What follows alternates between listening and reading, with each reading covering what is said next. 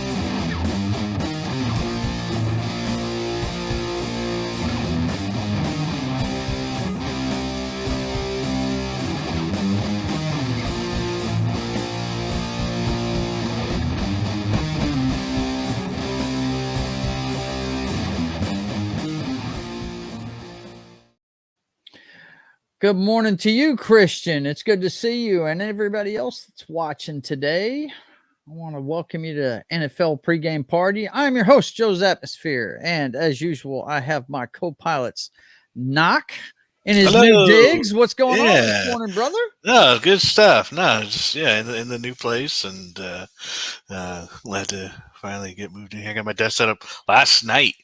I set up the desk and got the monitors up, and I'm good to go. You were on early this morning. I know that. I sent out the link, and you were right in there. I was like, "Whoa, what is going on?" I was already ready to go. So yeah, I was looking at highlights when I saw it. And of course, we got the best backup quarterback in the business, Matt from Small Time Republic. How you doing this morning, buddy? Doing great. All right. Thanks for having me on. Oh yeah, always, man. It's always great to have you in here. Next year when we do it, depending on whose channel we do it on, if we do it on my channel, you're definitely gonna be part of it. I don't know if Noc's gonna have it on his channel or not. I don't know if he's got the bug yet or not, but we'll find out. He's definitely got the football bug though, and he's got probably a slimmed down scouting report, I would say, this week, huh, man? Pretty much the bowl games are over with. We're just waiting on the big one now, right? Yeah, this Monday night. And I got to tell you, this is just my opinion. And it's not about Georgia hate at all. I just feel like the entire country's rooting for Texas Christian University. I really do. Yep. People love an underdog, and I think unless you're a Georgia fan, everybody's pulling for TCU. I mean, it's their first chance at it, so I know I'm pulling for them. My dislike for Georgia goes back to 1892. Oh well, you're an SEC fan, so of course, unless you're a Georgia fan, you're gonna hate them guys. Yeah, no doubt about it. Christian says, "Good morning, Knox. Nice new place." Yeah, thank you. And hey, Matt. All right. Hey, so, without further ado, I will let you get to it, man. What's going on? Yeah, so most of the games so these are the Monday games right before the Bills and Bengals game. It started around noon. The game started, and some of them were kind of You got Penn State over Utah. Utah's quarterback got hurt. What was it, second quarter, Matt? I think it was. Yeah, it was pretty early on. Yeah, I think it was maybe halfway through the second quarter, and at that point, you kind of felt like Penn State had control of the game. Yeah, and then for Purdue. They should have never been in this game, like, at all.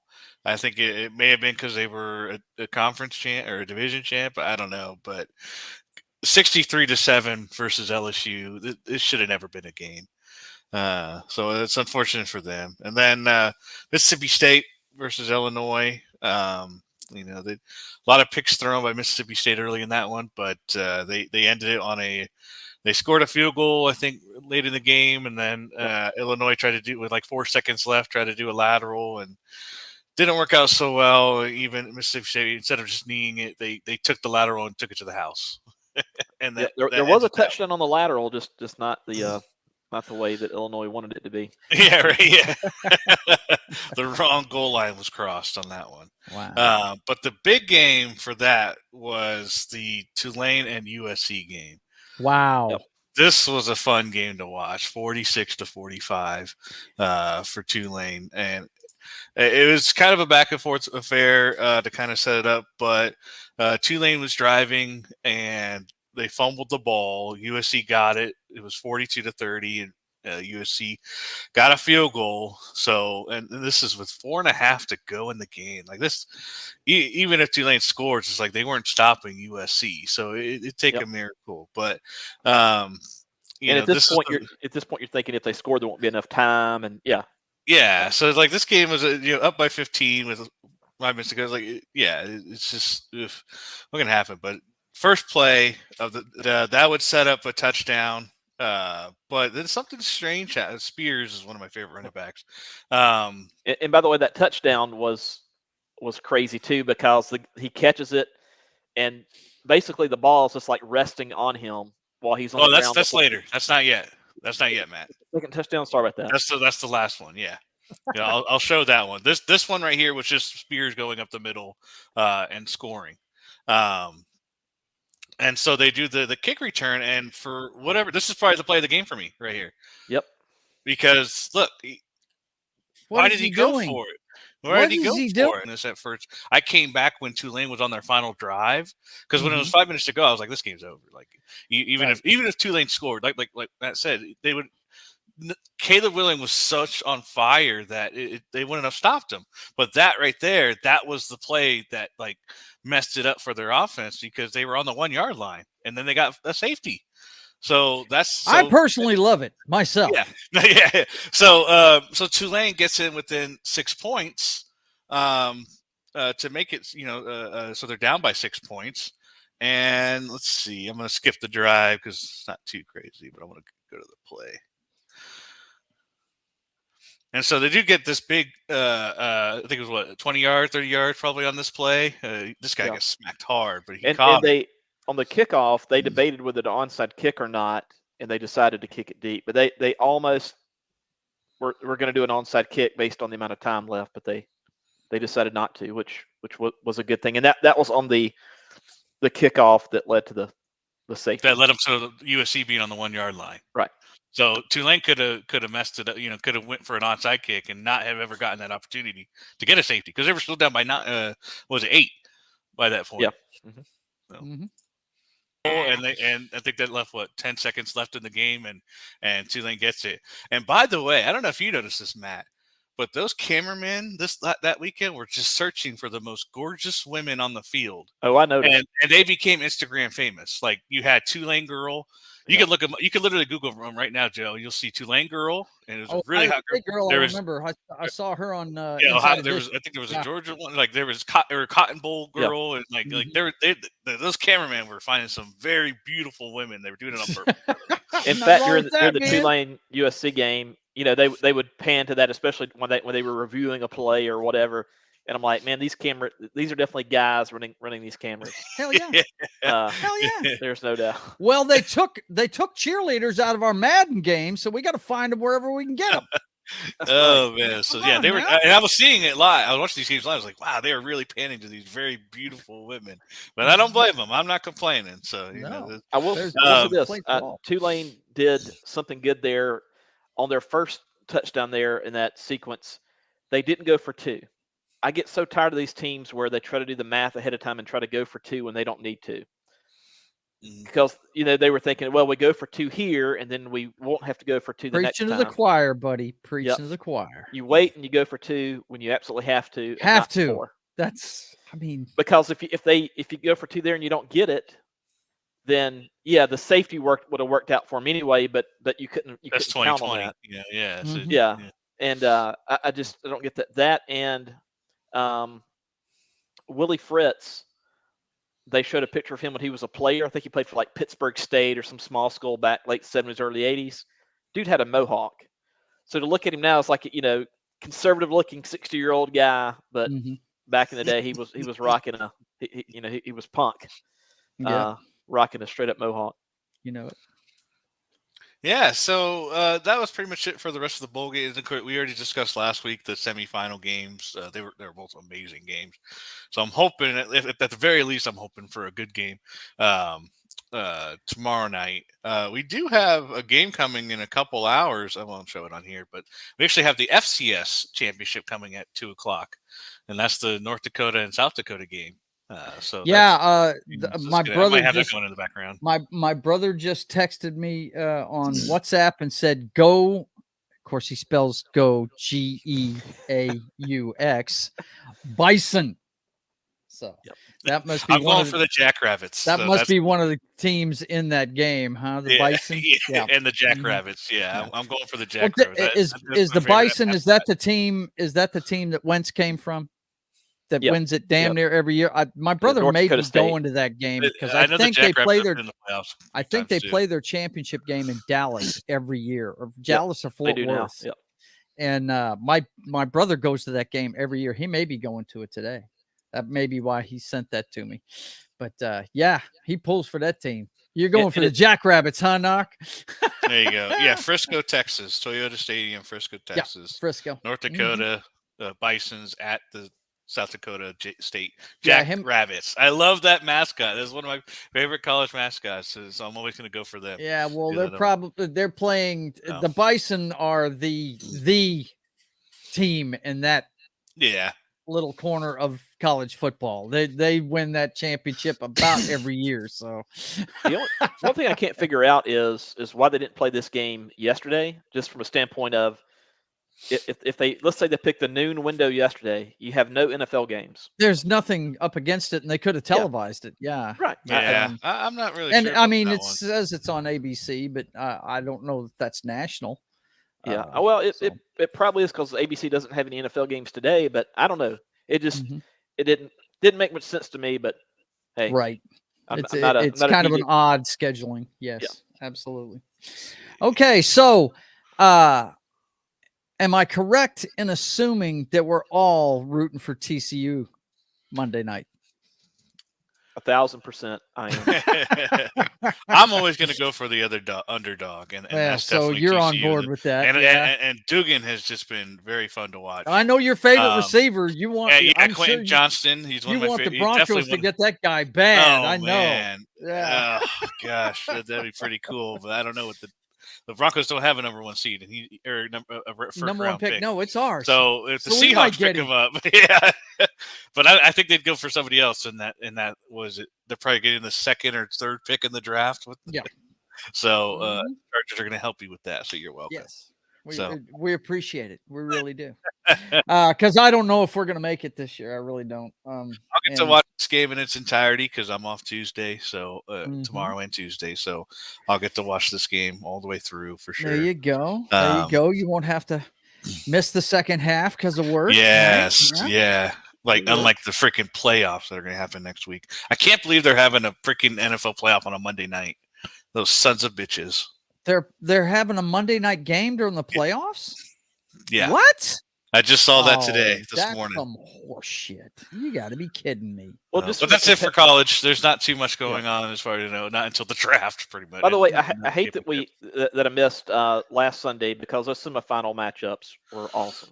Oh, they were. I watched both of them. They were both spectacular. Yeah, I asked him right away, man. I was like, dude, did anybody play defense in those games? Good Lord, man. It looked like it was scoring fests, No, it was great. It was fun. Didn't TCU have to come from behind to win that game?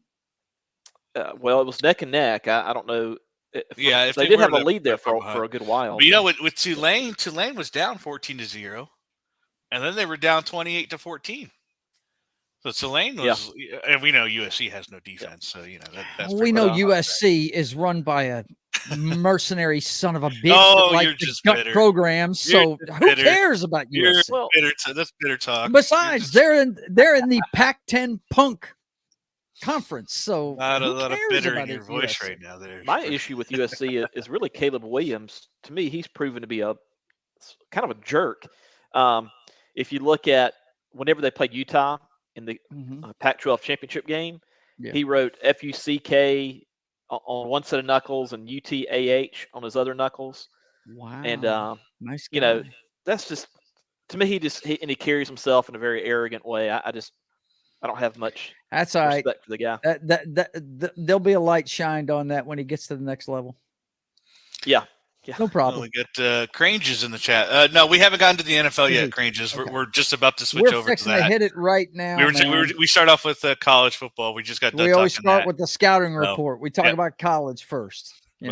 Because the guy next to me, right over here, he watches every kind of football there is, man. If there was a game in a parking lot, he'd be watching it. So, by the way, XFL starts February 18th. The USFL season 2 starts April 15th. That's April, yeah. Mm-hmm. Yeah, so we got XFL is what I'm looking forward to. I want to see what kind of I saw that they're going to do. Josh Gordon is going to be joining XFL. Hopefully, their drug policy is a little more lenient. The wide receiver that couldn't stay clean. That makes sense. Yeah. But he's a beast, though. Yeah, started with Cleveland, ended up with the Patriots, and probably played like 2 games with him because he kept getting in trouble. Yeah, I know what you're talking about. But he's a beast. I don't know how much he is a beast. But hey, if you can't keep your shit together, you're not going to be playing much. Okay, boys and girls. Football ends for Noc in like May or June. Yeah. What's that? Football ends for Noc in like May or June. Right. Yeah. Let's see. All right. So let's see. Let me take a look at this. I had this all set up. There it is. Yeah, when there's no football going on and it's just baseball, that's the worst time of the year. That's the worst time of the year for him. And you know what? That's a heavy drought right there. All right. Yesterday we had 2 games. I unfortunately had to work yesterday, so I didn't. We had one game. Either one of them. Yeah. Well, that's what I understand. And both of these guys did well yesterday. From what I understand, though, the Chiefs game was just outrageous. Let me see if I can find this real quick. Where did I see that? I'll look too. Yeah, see if you can find it. But Chiefs there was carousel. Chiefs carousel play. I can't remember where I saw that. I think I saw it on. Might have been Twitter. It might have been Twitter. But it was NFL memes put it out. Might also been on Instagram. They should have saved that for the playoffs. All right, I got it. You got it? Okay. Yep. Throw it up there, man. You ready? Yep. Here we go. The Let's see this. Right what is going on here, boys and girls? What the hell is that? And they actually scored on this play, but because of a holding penalty. Because of a holding penalty, it got called back, but then they went ahead and scored on the next play anyway. So it was like, But the huddle, that's the crazy part about it, man. That spinning huddle. I was like, and the meme I saw, it said, KC gives 0 fucks about the Raiders at this point. I mean, from what I understand, that was late in the game, wasn't it? That play right there? Yeah, the game was pretty much out of reach at that point. Yeah, that's absolutely nuts. The other thing is that they said Mahomes is now like 16-0 in his last 16 road divisional games. Right. And that may be all the road divisional games he's played. Either way, that's very impressive. Yeah. By the way, this is kind of off topic of NFL, so just a quick segue real quick. Awesome Games Done Quick. I don't know if you guys have heard of this event, but it's starting here in about 10 minutes. And it's it's on Twitch. It's a week-long charity event where they do retro games 24/7, 24 hours days for the next week. And they just basically, it's a charity. You just watch them play. They play game after game after game, retro games from today's games all the way back, and they do speed runs of them. And they're basically like breaking the game. Like they'll do like Mario Kart. They'll do like who's putting that on? It's on Twitch. It's have you got a link? DQ. It's GDQ. I don't have a link. You can just look up GDQ and GDQ. Yeah, you hear games that, guys? done quick. GDQ. Yeah. Games done quick. It'll be it's one of the biggest events on Twitch, so it's impossible not to find if you look it up. It says I'm nervous today. I'm praying on Seahawks losing and the Lions destroying the the Packers. Haha. Oh man. Wow. Well, they beat them once earlier this year. I'm rooting for the same thing, buddy. You know I am. But yeah, GDQ, you said? Yeah, GDQ. It's awesome. So they do 2 events a year. They do Awesome Games Done Quick, which is in January, and then they do Summer Games Done Quick in like June or July. And they've raised, like, I think the last one they raised over $3 million. I'm gonna see if I can't get a link for them real quick. GDQ. No, I just wanted to. I got the alarm on my phone saying it's going to start soon because I set an alarm because I basically have it for this next week. I'm going to have it like on the background, just them play. They'll some games will last like 5-10 minutes. Some games will last like 3. They'll do like Final Fantasy 9 or one. They'll do Pokemon. They'll do the old Zeldas. They'll do just any game that they can speed run. They'll do like Super Mario 60. I saw one run where they did Super Mario 64 blindfolded. Wow, get the hell out of here. And they figured out because they used the rumble on the stick to like run against the walls and whatever, and they memorize it. Is this them up top? Yep. Right here? They already got the countdown going. Yeah. Okay. And right, it's a super cool event. It's just retro games all week long. And they do some of the crazy. So really cool thing. I'm gonna have it on the background, and like I said, they do charity. Usually it's like Doctors Without Borders. I'm not sure which one they're doing for this one. But it's like Doctors Without Borders, and I'll put the link up in just a second. Let me grab it here. Games done. So I just wanted to mention that because like I said, I keep it on the background. Anytime you want to mention it, I'll be glad to put it up, man. There it is. Yeah, There's the link think for you guys to go check it out. It's 1 week of just games, and it's a charity event. Do you know what charity it's for? This particular, they changed it. Prevent Cancer Foundation is this one. Oh, there you go, man. Go check it out, guys. It's if you're a gamer, cool event. And they have the counter on the bottom right where it says like the full donation amount, and then they read off it, and they have commentators. They have they bring in gamers to play the games, and they have them like talk about how they speed run or how they got into it, and then they'll probably have like a panel behind them to kind of help out when they're trying to focus, kind of deal. So it's just games for a whole week. Hey, so cool. That's another thing about Noc. He's a big gamer. He loves games. Man. Yeah, and you could look up their schedule too. They actually, if you Google GDQ and you do the schedule, it'll show you what game they're playing at what hour or what minute. Cool. And you could look at what games you want to play. I'll actually pull up the list here. It's super easy to find. That's why I like it. Of course, you got my favorite charity. I just put a link in there. That's my tipping. I actually set up a tipping page where you guys can tip me if you want to for the shows to support the channel. If you want to put me up here, yeah, sure. I can give you so this is what they're about to do, the pre-show, which is starting in 6 minutes. Yeah. They'll just maybe do it. But here they start out with they got the Legend of Splatoon Zelda 3. I hear great things about that Splatoon game. Yeah, Crash Bandicoot, Mirror's Edge, Castlevania, Borderlands, Donkey Kong Country 3. So this is just today. Metal Gear Solid 5. What? Oh yeah. Look at this shit, man. A lot of these are like this one is a perfect stealth, no kills, new game plus run. Vampire. And it's only gonna be 35 minutes. Like they destroy these games. And this is just it's nonstop. Bomberman 64. Skate, Teenage Mutant Ninja Turtles, Shredder's Revenge, Marvel Spider-Man, Miles Morales. They beat that in 2.5 hours. Go check it out, guys. So, go check it out, and it's for a good cause. So it really is. So I always recommend it. Just even if you just put it in the background and just kind of enjoy video games. What was that, for just 1 week? It's I always have it on. So my only critique is there was a typo in there. It said that Miles Morales was Spider-Man. Yeah, that is a typo. Last time I checked, his name is Peter Parker. Right. Yeah.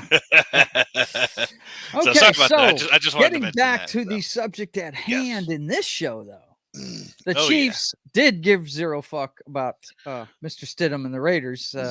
Didn't even bother getting any highlights of that one. Why? It was too ugly to watch. Makes no sense. So my one of my pet peeves was displayed in there. This is sort of like the going for two when you don't have to. This was, I think, second quarter. Raiders are down 14-3, and they got 4th and goal. Go for it. They don't kick a field goal to make it 14-6. Yeah, they go for it and don't get it. Yeah. Me and Noc go round and round about this all the time. Yeah. Okay, because he believes there's certain places where you can do that. I'm like, never. It's the NFL. You take the points that are presented to you. If it's the second quarter, you take the points. You take the points, man. Yeah. They pile up after a while. Play to win the game. Right. That's why I say you take the points. You know. I say you play to stay in the game. That's just me. There you go, because you never know what's going to happen down the line.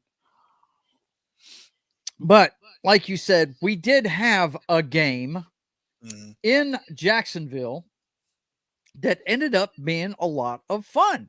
And before I show the final score, though, you got some highlights for us now? Is that right? I got two. I got the one with we always got to enjoy when Derrick Henry destroys somebody. Oh man, Derrick Henry is just a force of nature. He's been hurt too much this year. I love watching that guy. Yeah, so he's awesome.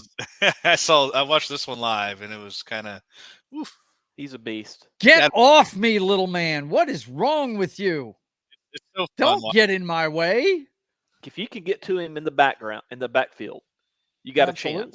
But once he gets ahead of steam and you're defensive back, you are checking your man card trying to tackle that guy right there. All you can do is get him low and hang on and hope for help. That's all you can do, man. Just slow him down, because you're right. Once he's got a head of steam going, that guy he's a boulder going downhill. It's ridiculous. He is what I like to call strong with a K, not a T. And he's still the most dominant high school athlete I've ever seen. And we're looking at footage. Really? In high school, he was big even then. And he just, I mean, you got guys that are 150, 160 pounds trying to tackle him there. And it's just, it's not going to happen. Not going to happen. Right. Yeah. So there wasn't too much to celebrate with the Jaguars offense. 13 points. But they apparently didn't mess it up too bad, because they stayed in the game. Yeah. They kind of stayed close. The Titans were not bad at driving the ball, because they did lean on Henry for a good amount. So I was a little worried. This is 3 minutes left in the game, and the Titans got like a couple first down or two, and they're 3rd and 6. Dobbs isn't doing too bad. He's keeping them, kind of getting them in field goal range, kind of deal. Before you hit play, see the guy standing on the 50. Maybe USC could have gone with that defense on that play that Tulane had with the slant. What, did they have everybody up at the line? I didn't see anybody back there to stop the guy. Oh man, that's not good. That's all I got. That's never good. Yeah. Oh, but this was probably the only highlight I had of the game, because this is the play of the game right here. Mm-hmm. I gotta tell you. Oh, hang on, you weren't done yet? No, you're good. You're good. Go ahead. I was you're done? Okay. Yeah. And so they did review it, and it was a fumble and a return. So the result of this is bittersweet to me. It's sweet because an underdog, a team that was did they have one win last year? I mean, they were horrible, and they had the number 1 pick. Yeah, they had no. They had no coach last year. They had 2 general managers, basically. I mean, that's what Urban Meyer had a dictator. Tried to be.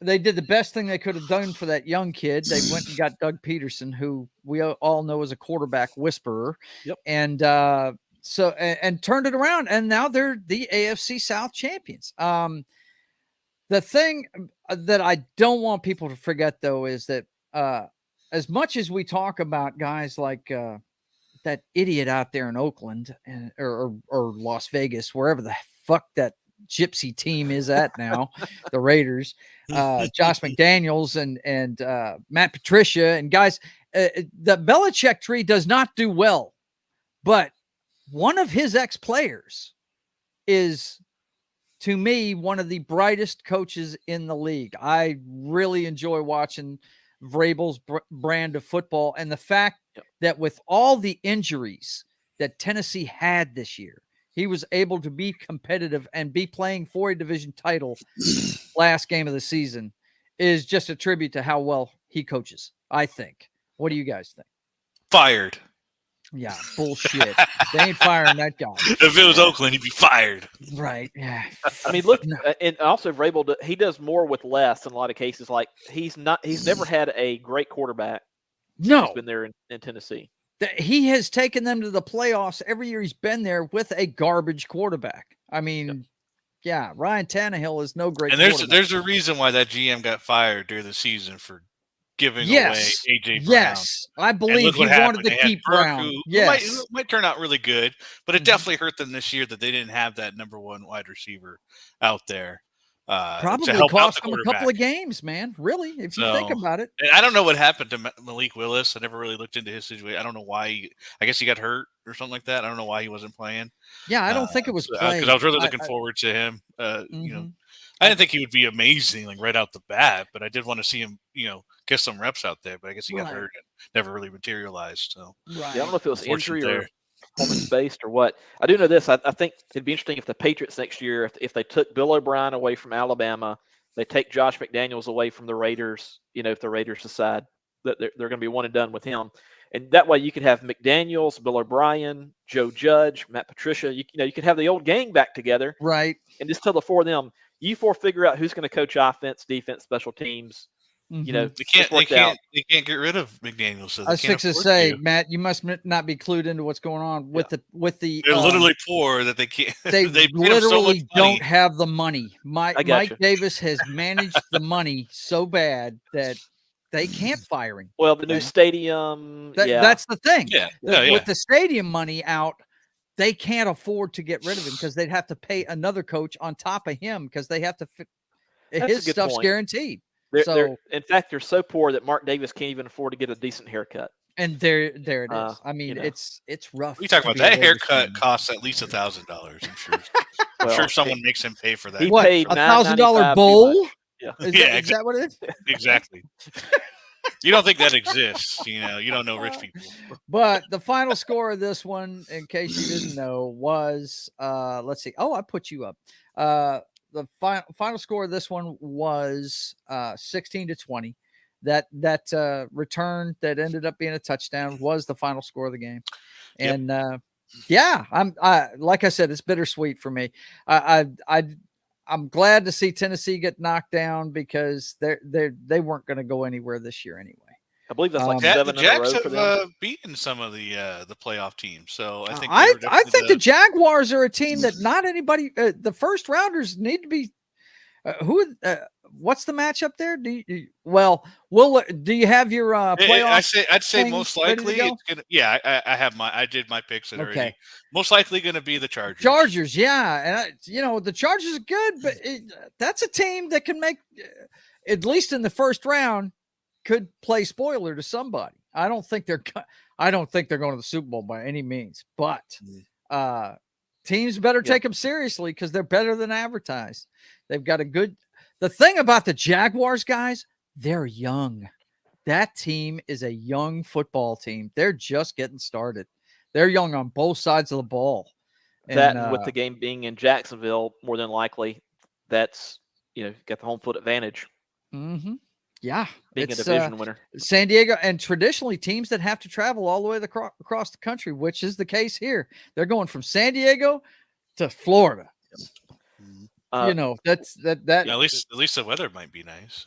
It's always nice. Well, just wait 5 minutes. Hopefully. Yeah, I do think it's a shame that to me, if it's the last regular season of the NFL Sunday, and I know I'm saying this purely from a competitive standpoint, I'm not thinking about TV and their needs. Every game this weekend should have been Sunday at noon Eastern or Sunday at 3:05. They usually are Central. They usually are. Yeah, Joe lied to me and said that they were. So. Yeah. They usually play the entire slate, and they don't even have a night game. Yep. Usually, I know having those 2 Saturday games. Yeah, having a Sunday night game. None of that should happen. Yeah. So now we're gonna have for the wild card. It's gonna be Saturday 4:30 and then 8:15. And then it'll be Sunday 1:00, 4:30, and 8:15 Sunday. That's night. Always like that. And then Monday night we got 8:15 on ESPN. Yeah, the Monday night game is bullshit. That sucks. Yeah, that's bullshit. Having a Monday night playoff game, other than if it was like weather related or whatever, I get that. But otherwise, That's BS. Yeah. So now there's 2 games I'm not going to be able to disadvantage watch for the end whoever of. has to play that game. Mm-hmm. Okay, so let's get to the games this weekend. By the way, Noc, do me a favor, and all of these were to be determined. What do we know what the Sunday night game is? Is it Detroit? It's Detroit and Packers. Okay, yeah, okay, we do know. Okay, all right. I just wanted to make sure because last week they were to be determined, and I didn't know exactly what the schedule was. They got it. Okay, so let's take a look at this slate of games. And guys, a lot of these are going to be garbage games. Usually happens a little tough last week of the season. It wasn't too bad to pick them, but there was definitely some that were kind of. So we start with Tampa Bay at Atlanta.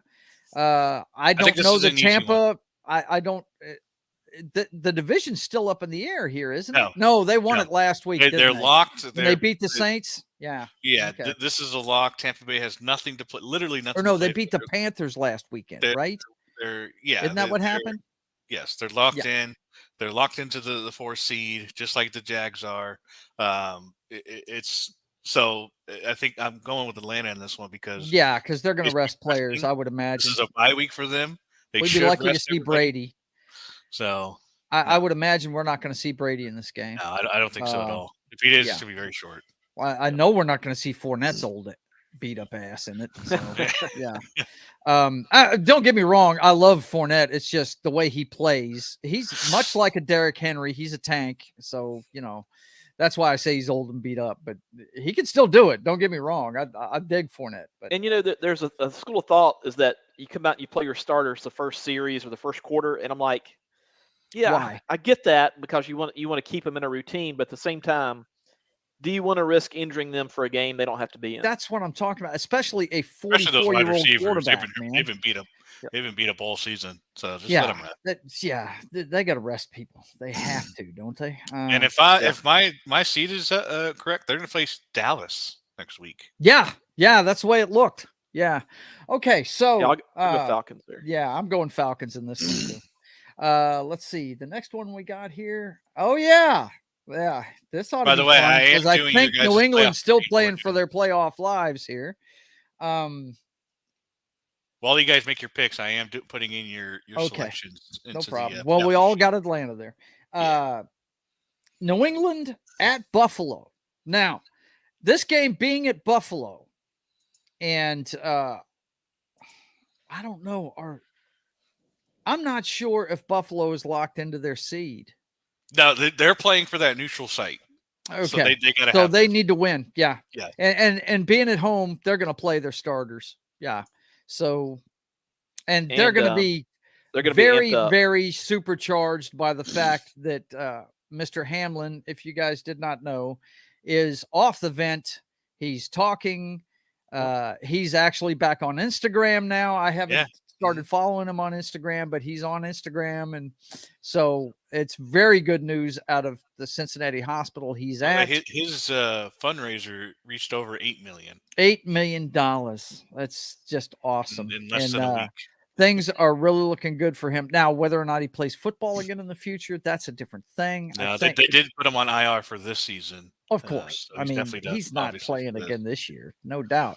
But let's just hope he didn't get the type of damage to his brain where he can't do that. Let's hope he can get back on the field because we know that's his passion. So, but yeah, I got Buffalo in this one all day long. New England's had an up and down season.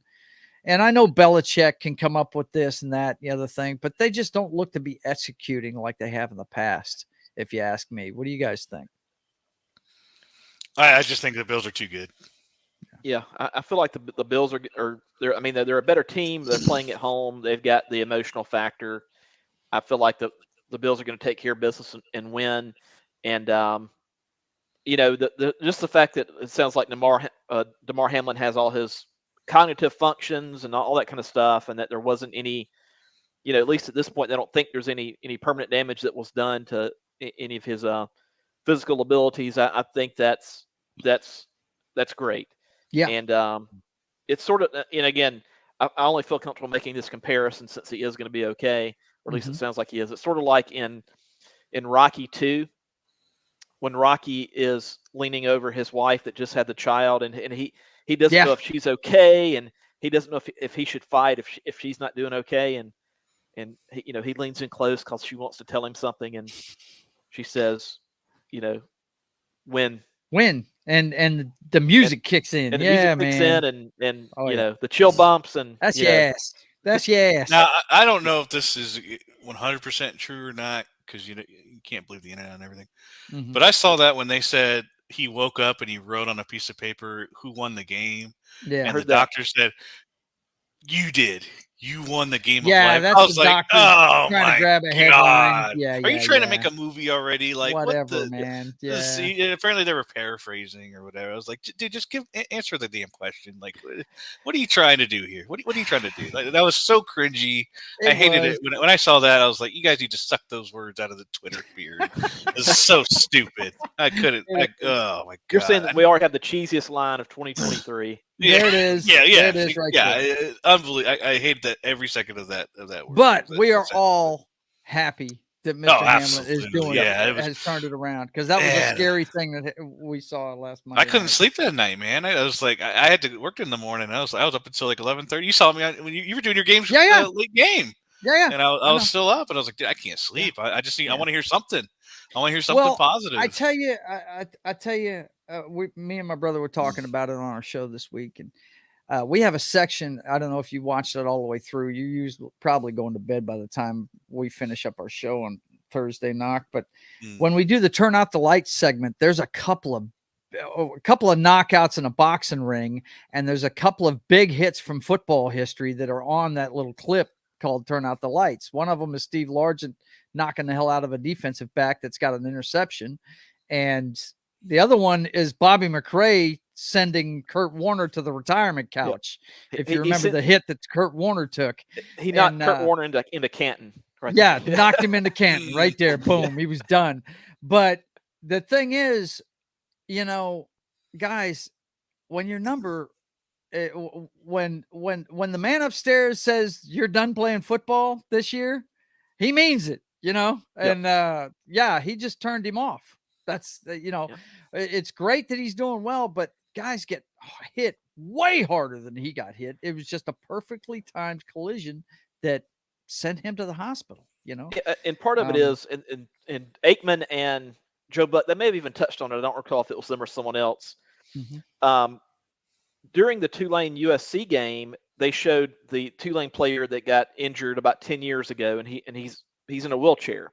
Yeah, and they showed the footage of them doing chest compressions on him during the game, and it's a very violent looking thing when you've got EMTs doing the actual chest compressions where they're using force. Oh yeah, when you've got to do that, you crack ribs, man. It's just, and those Bills players, because they were asked to gather a circle around Hamlin to avoid photographers and cameramen and all that kind of stuff. A lot of them probably witnessed those violent chest compressions that would have happened with him. That's completely what they were reacting to. You could tell they were. It wasn't just it was for 10 minutes. And when that's your teammate, somebody that's almost like a PTSD type. Dude. I can understand why they're not playing the game. I completely understand it. I mean, imagine if they had to play that game. They still may be playing that game in the playoffs. Right. But imagine the emotions are going to be going on both sidelines during that game. Yep. When they see that same team over there again, it's going to be something to see. I thought it was pretty cool yesterday during the games. I don't know if you guys noticed it, but they had the ESPN logo was upside down, so it looked like a 3. Yeah, and I think thought that was pretty cool. All the NFL stadiums we're going to see. I don't know. Now, I didn't see the games yesterday, but you can tell me. They were supposed to put a blue or a red outline around the 3 at the 30-yard marker. I didn't actually look. I think they changed the way it looked too, if I'm not mistaken. But yeah, I know what you're talking about. I saw the article on that, but I didn't see it. We'll have to watch for that today. We'll have to watch. Yeah, I think I saw that after the games, and I didn't pay attention during. Tennessee either did that or they put a 3, by itself on the field. They did something. Mm-hmm. Yeah. Bills are all getting a 3 marker for their jerseys. I do know that they're getting a 3 marker for their jerseys. So, okay. So we're all on board with the Bills in this one. Yeah, especially with the dysfunction that the Patriots seem to be having. They are functional. It's just so unlike a Bill Belichick team. You know what it reminds me of? Actually, I think. Hang on, let me drop this out again, since we're going to get on this subject. It reminds me of when Dan Marino left the Miami Dolphins when he retired. Yeah. They really didn't know what they were going to do at quarterback, and they were kind of in a funk for a couple of years until I believe it was Dave Wannstedt had already started coaching them. I think he coached Marino his last playoff run in '99. I'm pretty sure he was the head coach then. They had a little bit smoother transition than I think New England's having right now. But I mean, and I've always said this, Dave Wannstedt did a hell of a job with the Miami Dolphins when he took over from Shula. Yeah. It was Jimmy Johnson, then him, because he was on Johnson's staff when Johnson was there. That may have been what it was. It may have been Johnson coaching him, Jimmy Johnson, and then he promoted Wannstedt when he retired. That could have been what it was. Yeah, but they had Jay Fiedler at quarterback, and this guy, say what you want about him, he didn't mess it up. He was like I akin him to like Alex Smith. He's not going to kill you, but he's not going to kill you with a deep ball or anything like that, or shredding you, but he's not going to kill you as far as turning it over either. And that's what kept those Miami New England games so tight when Belichick was first starting his run there in New England.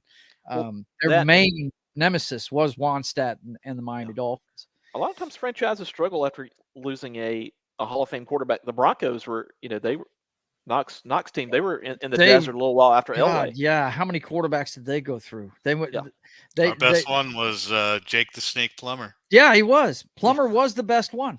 I really believe that. I think he was better than Cutler, I love Jake Plummer. Have you seen pictures of that guy now? Yeah. He's selling shrooms and shit. I think he's doing one of those. He's in Colorado. Exactly. I think he's doing one of those dope houses or something like that. But anyway, New England they're not executing that whole lateral thing to end the game against the Raiders. Oh. That is so unlike a Belichick coach team. What's funny is the guy that did it is one of their best special teamers. And how they tout their special teams. Well, when the game is tied, don't do something do something to blow it up. I mean, what was that? The other thing is Mac Jones, he's sort of like the Grayson Allen of football in terms of just like, semi-dirty plays and I'm noticing that. Yeah. That guy right there, man. Oh, okay. So we're all on Buffalo. Next, we got the Minnesota Vikings against the Chicago Bears. Let's see. The seeding in the NFC. Help me out, guys. Can they get the number 1 seed if Philly loses? No, because anyone they would tie with, they lost to. Okay, all right. Philly did. The best they could do is second seed. Yeah. Okay. Second seed and third seed is they're locked at third is like the bottom they can do. Okay, but they can get the second seed, so they're playing. Yeah, depending on what happens with San Francisco. If San Francisco loses, and San Francisco is later on in the day, I believe. If they're at home, let me see. Let's see. I got the list right here. Yeah, got to be. Yeah, it's got to be late because these are all division games today. Yeah, so it's got to be late. It's West Coast time zone, so they have to play. So I'm taking Minnesota in this one. I'm going Minnesota as well. I'll go Minnesota too, just because the Bears. The Bears. Yeah, another dysfunctional team. I like watching Fields run around, but I know you do. It doesn't help them. They've got to get a quarterback coach that can teach him how to throw a ball, though. Yeah, by the end of the game, he's tired, so he doesn't run anymore. Yes. Can't rely on his arm. Okay, so we're all in Minnesota with this one? I am, for sure. All right. Then we got Baltimore. And all the talks of the neutral site and all this stuff. Guys, the worst thing, everybody in the NFL front office is rooting for the Cincinnati Bengals today. I guarantee you that. Guarantee you they're rooting for the Cincinnati Bengals today. Because if the Ravens win this game, then the site for their fucking game next week is going to be decided by a coin toss. Now, that's also depending on if the Chargers win as well. Yeah, there's a couple of things in there. Yeah, because if the Chargers win, then Baltimore would be playing Cincinnati. I guarantee you, everybody in Los Angeles at their headquarters is rooting for the Cincinnati Bengals to win today. Yep. Because they don't want that coin toss happening, man. Because if the Bengals win, they win the division. That they'll have. They've won the division. They actually officially have won the division. It's just who's getting the home field advantage now. And at they've officially crowned the AFC. I don't know why that's a thing. If they've because look, they've crowned. They have officially crowned. Don't think that's right, Noc. I think they had a chance to win the division if they won today, and Cincinnati lost to Buffalo because they'd both be 11-6. I think that's the whole deal. Well, no. Cincinnati would be 5, so their winning percentage would be better. Because they don't have as many losses. If they lost to Buffalo and they lose to the Ravens, they would be 11-6. It doesn't matter though. They didn't lose. The game doesn't exist. You can't insert a scenario that doesn't exist. The Bills and this is the whole reason for the coin toss bro. thing, man. I'm saying you can't include in your reasoning. You cannot include the Bills and Bengals game because it did not happen. It does not exist in your scenario. Okay. It can't factor into what you're explaining to me because it doesn't exist. Well, apparently, it matters. Yeah, I'm so confused by the whole 16 games versus 17 games deal that I haven't worked out who will get what depending on who wins. But if they have any kind of way they can determine it, winning percentage, divisional records, conference records, they need to use every possible tiebreaker short of having to flip a coin because there's no transparency with flipping a coin.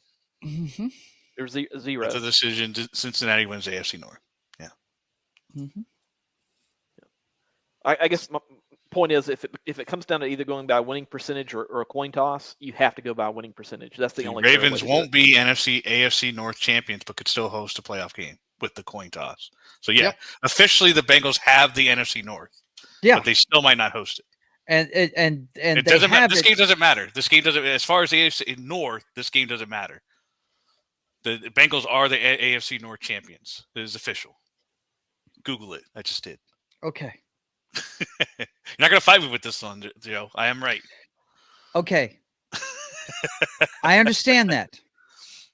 The whole reason this coin toss thing has come in is because the Baltimore Ravens would have had a chance to win the division.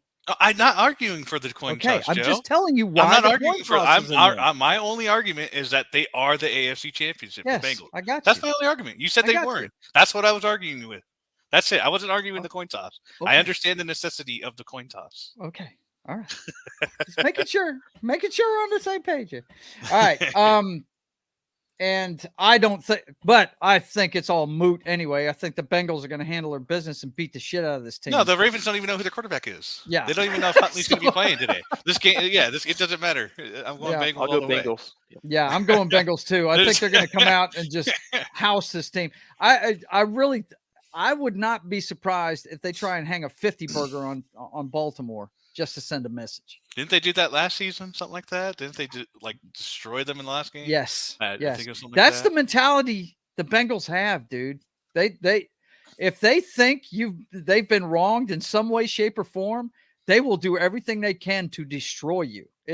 I've noticed that since Joe Burrow got there. Ever since he got there, if they see your jugular, they're gonna rip it out.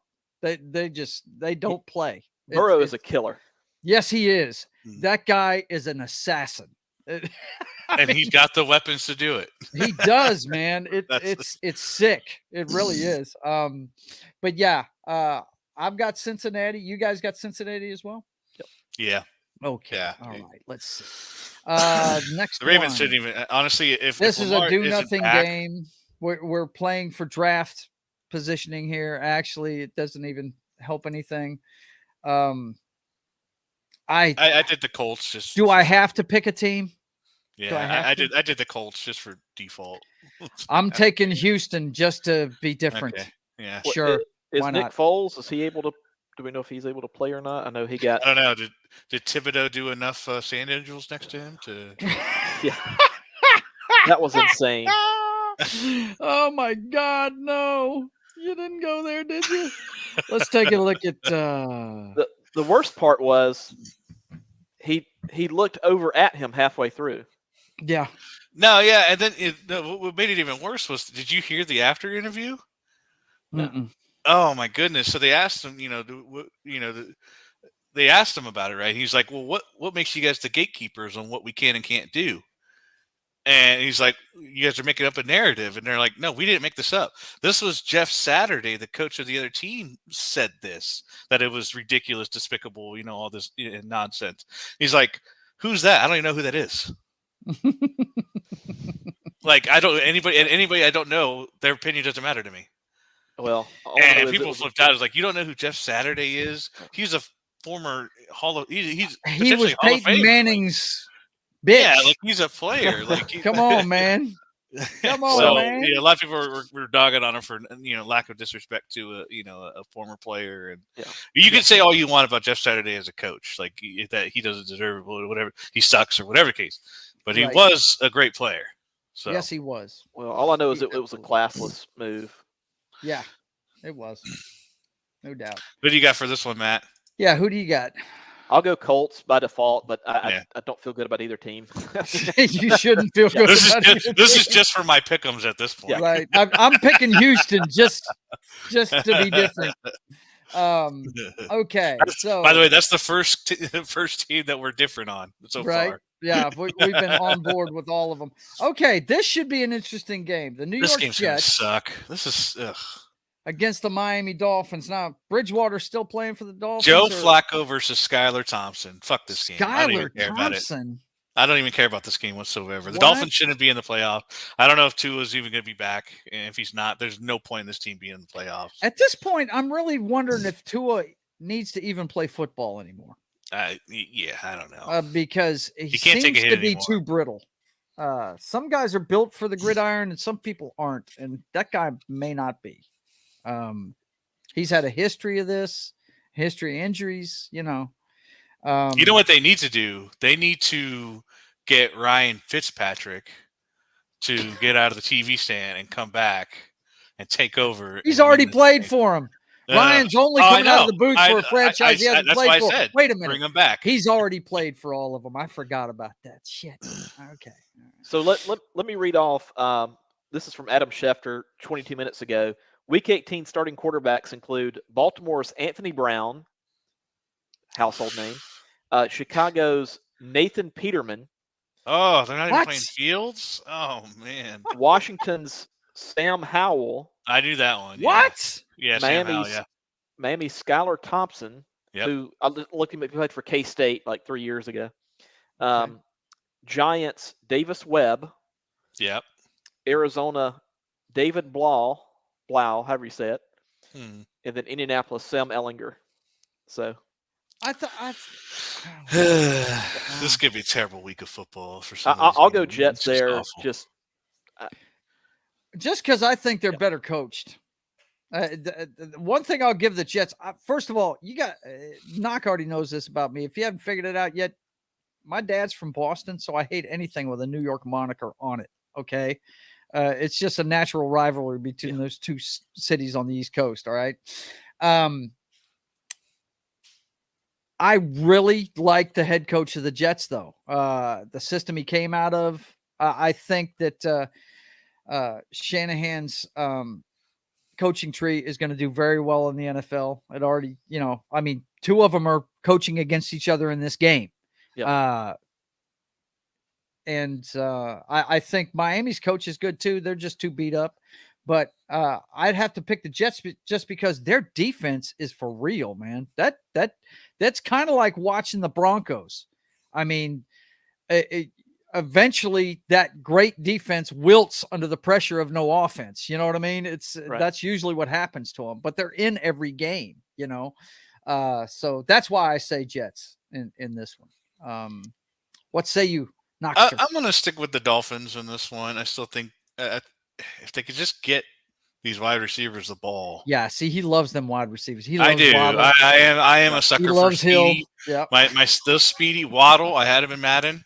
That's one of the reasons I love doing Madden is because you get to see some of these players. I mean, obviously, it's not their real player, but a form of them. And Travis Etienne was another one that I really liked playing with, and with the Jags and Waddle. But unfortunately for Joe, he heard that a lot because Waddle was just tearing it up on our Madden field. Wore me out, man. Wore me out. Hey, now that the season's over with, we got to get back to playing, man. Shoot. Well, I don't know. Whenever you get tired and don't take it seriously anymore, that's when I don't want to play anymore. Yeah, I hear you. You just start doing I'm just going to sim the season crap, yeah, and then I don't feel like playing. That's when I stop playing. Yeah. Is when you don't take it seriously. I picked a bad franchise this time around. So if you want to start a new one, we could do that. Okay, well, we could start a brand new one. All right. Well, what we'll do is we'll get to the end of the season and see how bad the price of the new Madden drops, and maybe I'll pick that up and we'll start playing that one. Okay. You're not going to like the passing game, but yeah. Well, maybe we'll stick with 22 then. If I'm not going to like the passing game, screw it. We'll stick with 22. You could it's a feature you can turn off though. They have it to where you hold it and it does like the little bar that like does your power kind of deal. And it kind of slows up for me it screws up the timing. It's so difficult. Because it literally holds it until you fill the bar, it'll hold your pass, and it just to me it throws up my timing. But you can turn it off. Speaking of Madden, the only cover guy that ever got voted to the cover, last I heard, was in critical condition. He saved his kids, the fullback, and, I think a relative or two from drowning in a riptide on a beach, Peyton Hillis, and so we need to send out some good vibes and prayers for that guy. I liked him. He was a former Bronco too. Yeah, I voted for him for that Madden cover too. I think I did too. Yeah, he had that one good season with the Browns, but he was from Denver. I was sad to see him go. Didn't he end up playing for the Broncos eventually? He played with them before the Browns. Okay, that's where he was found because that was during the season with like Mike Shanahan. Plug in any running back, and we were down to our 6th and 7th running backs that year. Yeah, like we brought Tatum Bell back, who was sitting on a couch, kind of like we were just. He reminded me of like a Mike Allstott kind of guy, just big and shifty. He was a bruiser, but that's also why he didn't more athletic than Allstott. Yeah. Mm-hmm. Yep. Now, the one thing I'll say is, I can't imagine another scenario where a Browns fullback will be on the cover of Madden. That's a one. Well, he wasn't a fullback. He was a halfback. He was just built like a fullback. He was built like a fullback. He was a running back. Yeah, he was a running back. So, but look, on today's roster, he'd be a fullback. Well, let me rephrase that. When he was at Arkansas with Felix Jones and Darren McFadden, he was a fullback. He was a fullback. He was plowing the road. That's how bad it was for our team. Was that we needed him as a halfback, and then that's when the Browns got him. He ran for over 1,000 yards that season, and he made it on cover. So they used him as a running back too. So so I got Jets. Knox got the Dolphins. Who you got in this one, Matt? I'll go Jets. Okay, all right. And then let's see the next one. Oh my God. Yeah, don't even care. I picked the Saints. Don't care. I'm picking the Saints. Taking Who Dat Nation. They still got their main trigger man playing, so that's a plus for them.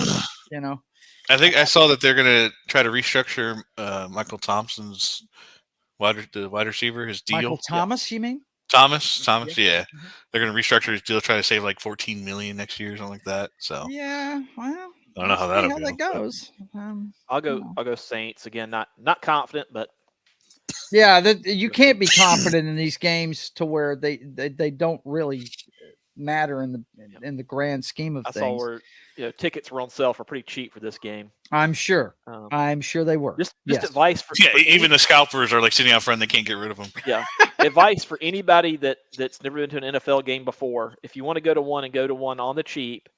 If you live in an area or near an area that has a team that's hosting a game where that team is not in playoff contention. This is definitely one game that I'd probably want to go to. then in that scenario, yeah. you know, then you can typically get the tickets at an affordable price. The cheapest last I weekend. ever paid for an NFL ticket, guys, was the year that Michael Vick got convicted on the dogfighting thing. Oh yeah. Petrino bailed on him, and I got tickets for the Christmas game in the Georgia Dome, Seahawks, Falcons, for $14 a seat. They couldn't give those tickets away, man. And I think that was before they had Matt Ryan, maybe the year before. Oh yeah. They didn't have Matt Ryan yet. Yeah, they went out and got him in the draft the next year. This was back in 2000 and maybe like 06 or so. 7, I think. 07. Yeah, it's Christmas of 07 because I started doing Mardi Gras floats in 08. Is that the Sean Alexander time? Sean Alexander, baby. I got to see Matt Hasselbeck, Sean Alexander, that bunch. Yeah, they were ripping it up. as a neutral third party here, I'll go ahead and assign your Madden teams for next year if y'all do, if y'all play each other or each have a season. So Joe, you get the Broncos, Noc, you get the Seahawks. Oh my God. No, we can't do that. Yeah. My God. We'd be bitching at each other for fucking each other's teams up. Joe would lose on purpose. Yeah, right? I'd have to beat my Seahawks team every year in the Super Bowl again. Woo! Yeah, right. I'd have to beat my own Broncos in the Super Bowl. Oh man, punt first down. Why are you punting on first down? Okay, so we're all on the Saints on this one. Yeah, I mean, sure. Yeah, who cares? Well, I think Pittsburgh has a scenario where they get in, don't they? They need the Patriots to lose, and they need the Dolphins to lose, which is a possibility. So they'll be playing hard in this one. And you know what, though? Cleveland's going to play hard and try and beat them because Cleveland don't like this team at all. I also think it helped last night. Their first scenario, which they needed, was the Jags to win, because if the Jags had lost, then the Jags actually still had a chance to make it. It as a wild card. All these teams lost, So okay. Okay. All right. Not too big of a scenario, but it did count. Pittsburgh has a chance, and they're playing Cleveland. Do we know who's playing quarterback for the Cleveland Browns this weekend? It's still Watson. Is it still Watson? Okay. He's not hurt. I know he's not hurt. It's just he sucks. But Hey, they're 7-9. They're only one game behind your Seahawks there, mister. No, I understand. I'm not defending the Seahawks at all, bro. Okay, don't even. I'm just saying, if the Browns are 7-9, you guys seem to be the ones that think the Seahawks are going to the playoffs. I am the one that thinks they're staying. I got Green Bay going in right now in that 7th spot. Yeah. So.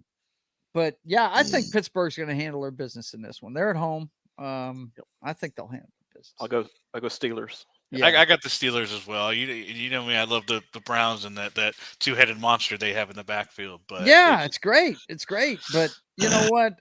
That defense, I'm sorry, guys. It sure seems to me, correct me if I'm wrong, but it's different when TJ Watt's playing. I think they built that defense around him. Because Jadeveon Clowney talked himself out of playing out of this game too for the Browns, so that's a defensive blow right there. Wow. For Cleveland. What was the deal with that? Do you know?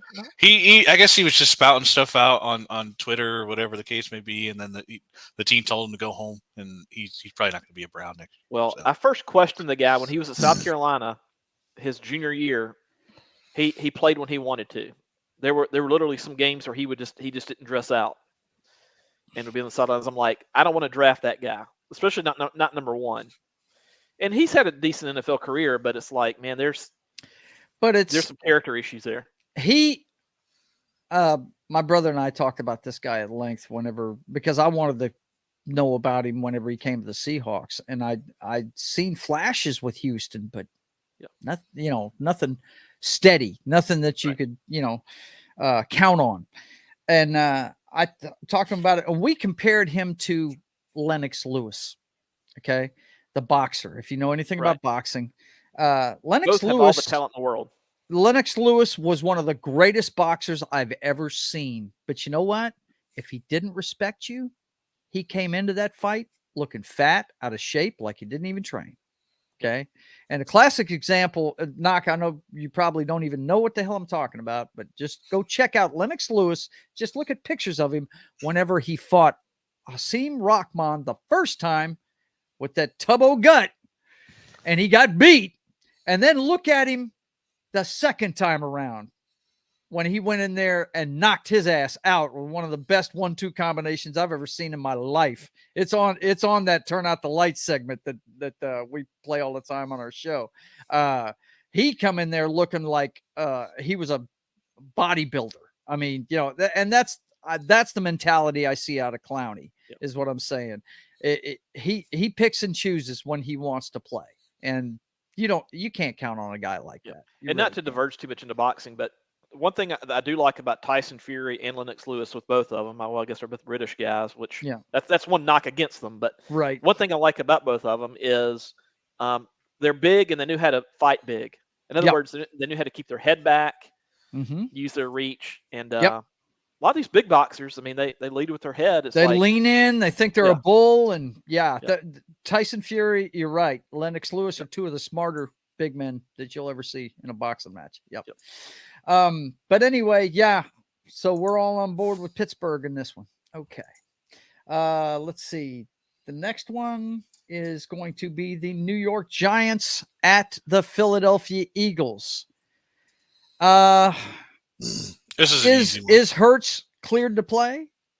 Is he going to play? I believe he's playing in this one, and the Giants are sitting their starters. Yeah, so Saquon Barkley and Daniel Jones are not playing in this game. Now the Giants they can't improve their They're locked. Yeah, they're locked at 6. Okay. All right. Yep. They're locked it's in a bye 6. week. Yeah, it's a bye week. So I'm going to Eagles all day long. Lock up that 1 seed and be done with it. Actually, they're already locked in, right? No, the Dallas can still catch up and take that number 1 seed. The 49ers can still take that number 1 seed. Okay, so they're going to play. Yeah. They're going to play, I'll go Eagles. At least for the first half. That's probably all I need is just 1 half. And then now, if the Eagles do get a big lead, I think they need to consider resting Hurts. Oh, absolutely. Coming off If they're up 30 points at halftime, then they're done. Because Hurts is going to play. He's that kind of player.